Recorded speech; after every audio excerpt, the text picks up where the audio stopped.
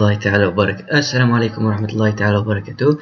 Donc bonjour et bienvenue dans une autre vidéo sur la création d'un graphe pour les problèmes de la recherche opérationnelle. Par exemple, on a plusieurs problèmes qui demandent l'implémentation d'un graphe. Par exemple, le problème de voyageur de commerce, il s'agit de donner une taille de problème, par exemple 10, et on va générer aléatoirement le graphe. Comment ce truc ça peut être implémenté? Donc, c'est notre sujet dans ce vidéo. Alors, on va passer pour le code associé. Alors, dans le bouton générer aléatoirement, tout d'abord, on va ajouter ce type de données, ce type de data. Donc, dans le toolbox, vous trouvez que il y a un type qui s'appelle chart. Donc, ce chart là va nous donner l'outil pour construire un graphe. L'idée est simple. Il suffit de donner une valeur pour les valeurs de x et une valeur pour la valeur de y. D'un coup, on obtient un point qui a comme coordonnées x et y. Alors, et pour la distance entre deux points, c'est la distance euclidienne simple. Alors, allons-y. Au premier coup, on va stocker la variable dans la variable taille qui est de type int. Ok, public static int taille. La valeur de textbox numéro 3. Ok. Deuxièmement, on va remplir aléatoirement. On appelle la fonction remplir aléatoire et on appelle la fonction calcul de distance. Donc la fonction remplir aléatoire, elle génère les coordonnées d'une façon aléatoire. Ça veut dire quoi? Ça veut dire on va générer aléatoirement des valeurs pour les valeurs de x et les valeurs de y. J'ai créé deux types de vecteurs, array x et array y, qui sont deux vecteurs entiers, tout simplement entiers. Ok. On va donner la valeur random x parce que ça c'est une valeur random rnd x et random rnd y. Ok. On peut faire ça pour donner mieux des valeurs bien distribuées. Alors, après avoir stocké les valeurs dans array x et array y, on a les coordonnées. On va maintenant appeler la fonction calcul de distance for de boucle, et après les conditions qui sont ici pour les données de la matrice de distance. Donc pour la première boucle, c'est de 0 à la taille et de 0 à i1, car il s'agit d'une matrice symétrique. Donc c'est le cas, et on va considérer si i1 est égal à i2, donc la matrice de distance elle est égale à 0, évidemment, parce qu'on est dans le point, donc on n'a pas un arc de retour car il s'agit d'un graphe simple. Je veux dire, il n'admet pas un boucle, donc parce qu'on est dans un graphe simple. Alors ça c'est simple. Else, qu'est-ce qu'il va se passer? On va stocker dans le xi1 la valeur array x i1 moins array x i2 et array y i1 et array y i2. Donc cette différence là entre array x i1 et array x i2 va être stockée dans x i1. Et pour les deuxièmes coordonnées y, c'est la même chose. La différence de ces deux valeurs, on va les stocker dans xi2. Du coup, on va voir la matrice des distances i1 et i2, c'est ça pour convertir cet résultat là en float, et on va appeler la fonction racine xi au carré, xi1 fois xi2 plus xi2 fois xi2, c'est xi2 au carré encore fois, et diviser le résultat sur 4. On obtient ici la distance euclidienne. Donc on va, comme il s'agit d'une matrice symétrique encore fois, on va dire que la valeur i2 i1 elle est égale à la valeur de i1 i2. Après avoir calculé la distance et remplir aléatoire, on va passer à l'implémentation des points sur le chart. On va créer une série qui s'appelle P de type chart.série.add, on va appeler ville. On peut donner la taille du point, la taille 6. Par exemple, si on veut augmenter par exemple en 15, on va voir mieux la taille du point, elle est égale à 15. Et p.empty point style dot marker style égale marker style dot circle, ça veut dire ici on a le type c'est circle ou bien cross ou bien diamond ou bien square, on va appeler que c'est square. Excusez-moi.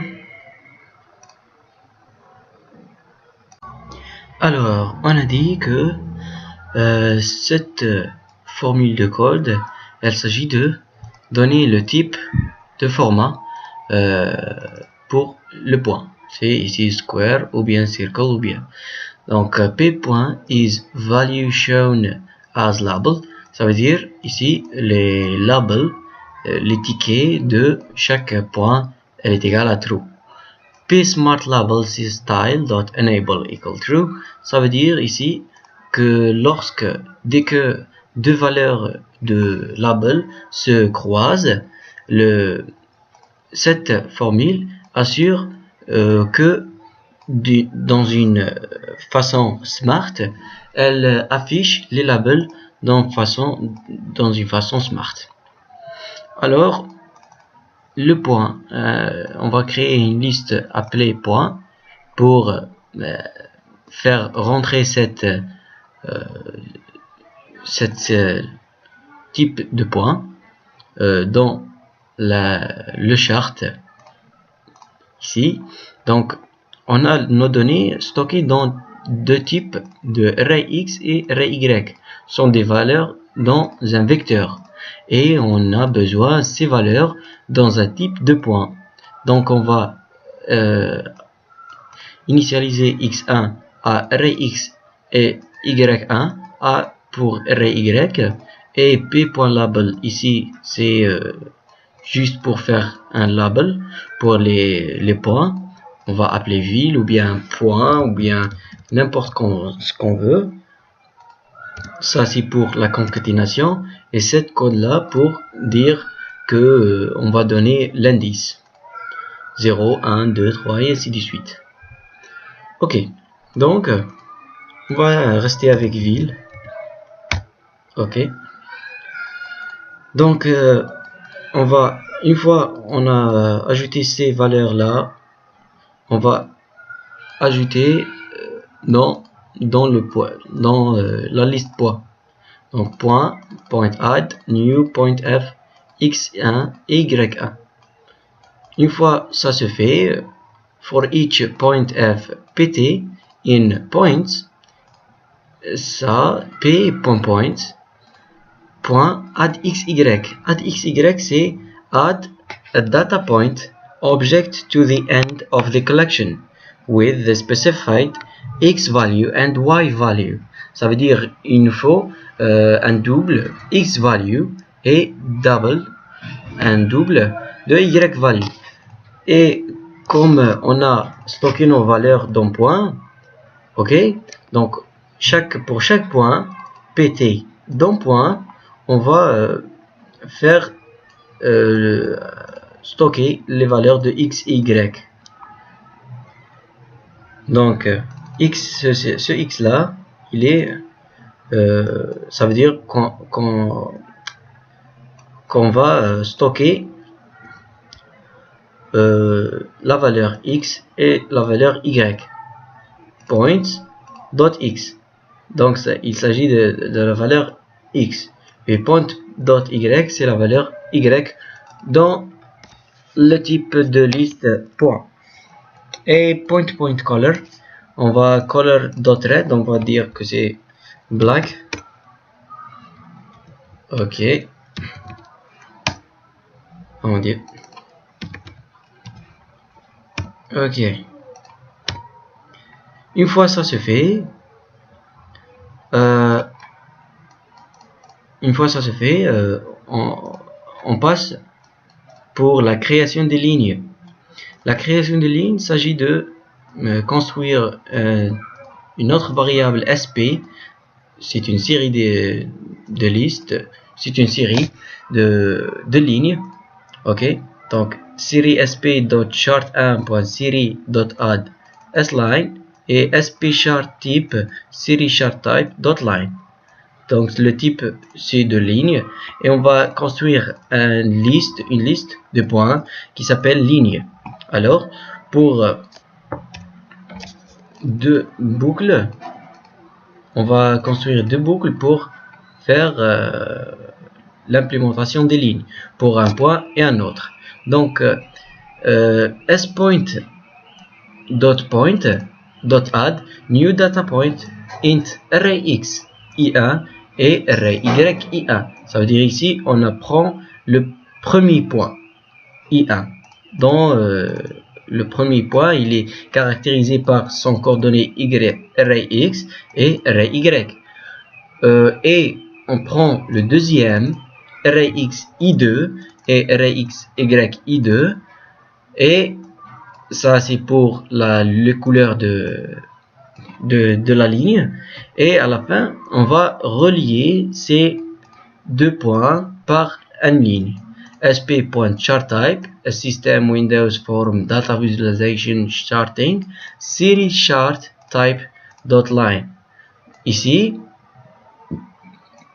par ce code-là, on peut construire les lignes entre n'importe quel deux points. Et comme il s'agit d'une matrice symétrique, on commence de 0 à la taille et de 0 à IA. Et donc ça c'est la fin de notre implémentation. Donc ce code là, il vous permet de construire un graphe aléatoire et des distances réelles. On va revoir comment les choses ça fonctionne pour la dernière fois. Et pour le code associé, vous pouvez le voir dans les commentaires. Alors disons que c'est 20 cette fois-ci. Et oh mon dieu, ça c'est quoi?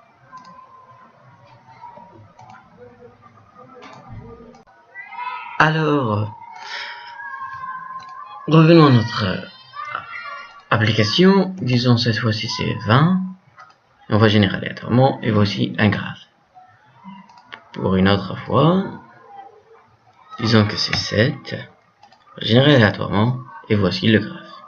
C'est un graphe complet pour l'information et voici la matrice de distance. Donc merci pour votre attention et on se revoit pour une autre vidéo.